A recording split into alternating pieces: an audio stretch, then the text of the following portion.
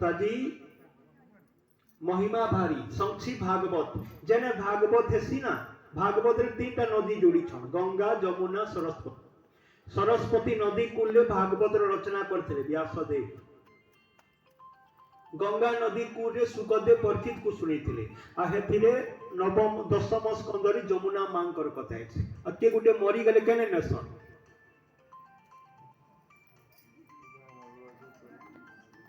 गंगा ने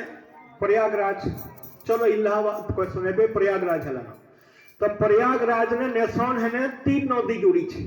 हांता जेने भागवत हेसी है न तीनी नदी जुड़ी गई छी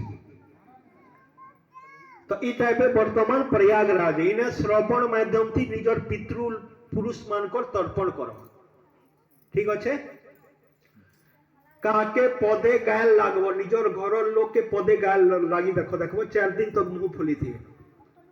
पदे गायल खाली नि जीवार धर्म करमटा कांता खाली जीवा कहत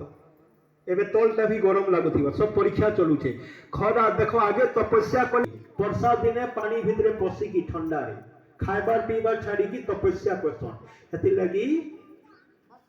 महिमा भारी तो गंगा जमुना सरस्वती तीनी रो संगम भागवत कथा तो हेति लगी आस भल करी के समस्त श्रवण करबा हला किछि समय भले किछि समय सुनो